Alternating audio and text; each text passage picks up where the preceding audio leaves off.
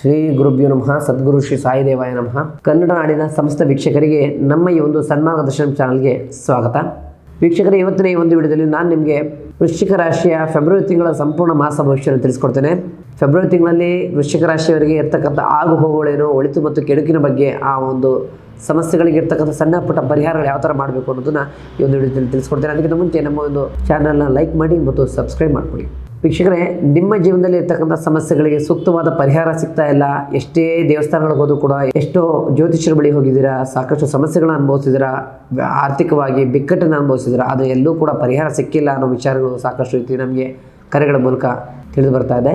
ಈ ಒಂದು ವಿಚಾರಕ್ಕೆ ಸಾಕಷ್ಟು ಜನ ಕೇಳೋದು ಏನಪ್ಪ ಅಂತಂದರೆ, ನಿಮ್ಮ ಅಪಾಯಿಂಟ್ಮೆಂಟ್ ಬೇಕು ಗುರುಗಳೇ, ಹೇಗೆ ತಗೊಳ್ಳೋದು, ನಿಮ್ಮನ್ನು ಹೇಗೆ ನೇರವಾಗಿ ಭೇಟಿಯಾಗೋದು ಅಂತ ಕೇಳಿದ್ದೀರಾ. ಅದಕ್ಕೆ ಏನಪ್ಪ ಮಾಡಬೇಕು ಅಂತಂದರೆ, ಸ್ಕ್ರೀನಲ್ಲಿ ಕಾಣ್ತಕ್ಕಂಥ ನಂಬರ್ಗೆ ಕರೆ ಮಾಡಿ ನಿಮ್ಮ ಅಪಾಯಿಂಟ್ಮೆಂಟ್ನ ಬುಕ್ ಮಾಡಿಕೊಂಡು ನಮ್ಮನ್ನು ನೇರವಾಗಿ ಭೇಟಿ ಆಗ್ಬೋದು. ನಿಮ್ಮ ಸಮಸ್ಯೆಗೆ ಶಾಶ್ವತ ಪರಿಹಾರ ನೀವು ಕಂಡುಕೋಬೋದಾಗುತ್ತೆ.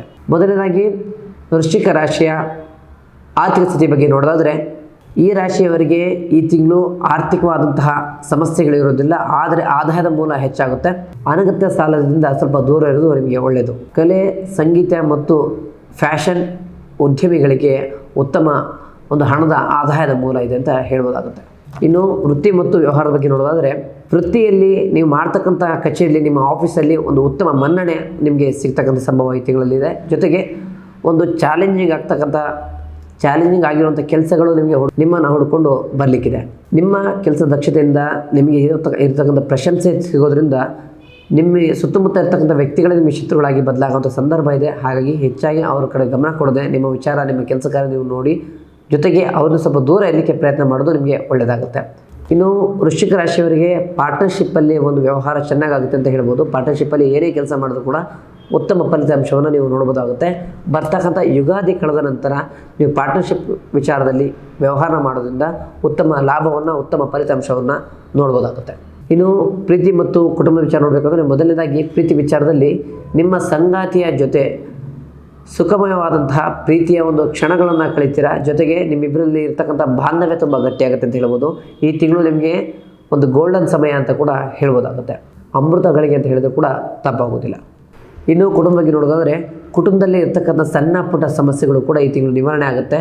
ಅಣ್ಣ ತಮ್ಮದರಲ್ಲಿ ಇರ್ತಕ್ಕಂಥ ಒಂದು ಮನಸ್ತಾಪ, ಜಗಳ, ಕೋಪ ವಿಚಾರಗಳು ಈ ತಿಂಗಳು ಸಮಸ್ಯೆ ನಿವಾರಣೆ ಕಂಡುಕೊಂಡು ನಿಮ್ಮ ಜೀವನದಲ್ಲಿ, ನಿಮ್ಮ ಕುಟುಂಬದಲ್ಲಿ ಒಂದು ನಗುವಿನ ವಾತಾವರಣ, ಒಂದು ಖುಷಿಯ ಸಂತೋಷದ ವಾತಾವರಣ ನಿಮ್ಮ ಮನೆಯಲ್ಲಿ ನೆಲೆಸುತ್ತೆ. ಇನ್ನು ಆರೋಗ್ಯ ವಿಚಾರ ನೋಡೋದಾದರೆ, ಮೊದಲನೇದಾಗಿ ಮನೆಯಲ್ಲಿರ್ತಕ್ಕಂಥ ಹೆಣ್ಣು ಮಕ್ಕಳಿಗೆ ಬೆನ್ನು ನೋವಿನ ಸಮಸ್ಯೆಗಳು ಹೆಚ್ಚಾಗಿ ಕಾಡುತ್ತೆ ಮತ್ತು ಮನೆಯಲ್ಲಿರ್ತಕ್ಕಂಥ ಪುರುಷರಿಗೆ ಅತಿಯಾದ ಕಾಲು ನೋವಾಗ್ಬೋದು, ಬಲಭುಜಕ್ಕೆ ಹೆಚ್ಚಾಗಿ ಪೆಟ್ಟಾಗುವಂಥ ಸಂದರ್ಭ ಇದೆ. ಹಾಗಾಗಿ ಆರೋಗ್ಯದ ಕಡೆ ಮನೆ ಇರ್ತಕ್ಕಂಥ ಎಲ್ಲ ಒಟ್ಟಾರೆಯಾಗಿ ಎಲ್ಲ ಸದಸ್ಯರ ಬಗ್ಗೆ ಕೂಡ ಕಾಳಜಿ ಇರಬೇಕಾಗುತ್ತೆ.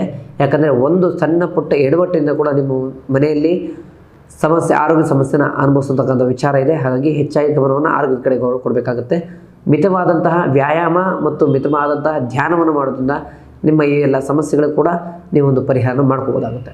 ಇನ್ನು ವೃಶ್ಚಿಕ ರಾಶಿಯವರಿಗೆ ತಿಳಿಸ್ತಕ್ಕಂಥ ಸಣ್ಣ ಪರಿಹಾರ ತಂತ್ರ ಏನಪ್ಪ ಅಂತಂದರೆ, ಪ್ರತಿ ಮಂಗಳವಾರ ದುರ್ಗೆಯ ದೇವಸ್ಥಾನಕ್ಕೆ ಹೋಗಿ ಸಪ್ತ ಶ್ಲೋಕ ಮಂತ್ರವನ್ನು ಅಲ್ಲೇ ಕೂತ್ಕೊಂಡು ಉಚ್ಚಾರಣೆ ಮಾಡಿ ದೇವಸ್ಥಾನವನ್ನು 5 ಪ್ರದಕ್ಷಿಣೆ ಹಾಕಿ ಪೂಜೆ ಮಾಡಿಸ್ಕೊಂಡು ಬರೋದ್ರಿಂದ ನಿಮ್ಮ ಸಮಸ್ಯೆಗಳನ್ನ ನೀವು ನಿವಾರಣೆ ಮಾಡ್ಕೋಬೋದು. ಜೊತೆಗೆ ಅಲ್ಲಿ ಕಾಣಸಿಗುವಂತಹ ಬಡವರಿಗೆ ಅಥವಾ ನಿರ್ಗತಿಕರಿಗೆ ಸಾಧ್ಯವಾದಷ್ಟು ಸಹಾಯವನ್ನು ಮಾಡಿ, ಸಾಧ್ಯವಾದಷ್ಟು ದಾನವನ್ನು ಕೊಡೋದ್ರಿಂದ ನಿಮ್ಮ ಜೀವನದಲ್ಲಿ, ನಿಮ್ಮ ಕುಟುಂಬದಲ್ಲಿ ಇರ್ತಕ್ಕಂಥ ಸಣ್ಣ ಪುಟ್ಟ ಸಮಸ್ಯೆ ಕೂಡ ಸುಲಭವಾದಂತಹ ಪರಿಹಾರವನ್ನು, ಉತ್ತಮ ಮನಸ್ಥಿತಿಯನ್ನು ನೀವು ಹೊಂದಬೋದಾಗುತ್ತೆ.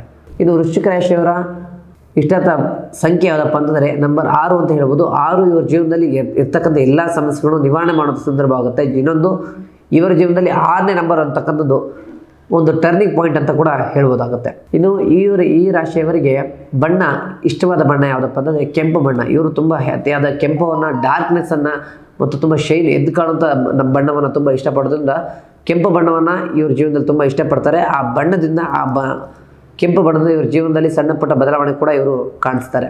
ಒಟ್ಟಾರೆಯಾಗಿ ಇದಾಗಿತ್ತು ವೃಶ್ಚಿಕ ರಾಶಿಯವರ ಫೆಬ್ರವರಿ ತಿಂಗಳ ಸಂಪೂರ್ಣ ಮಾಸ ಭವಿಷ್ಯ. ಹೆಚ್ಚಿನ ಮಾಹಿತಿಗಾಗಿ ನಮ್ಮ ಈ ಒಂದು ಚಾನಲ್ನ ಲೈಕ್ ಮಾಡಿ ಮತ್ತು ಫಾಲೋ ಮಾಡಿ. ಮುಂದಿನ ವಿಡಿಯೋದಲ್ಲಿ ಸಿಗೋಣ. ಧನ್ಯವಾದಗಳು.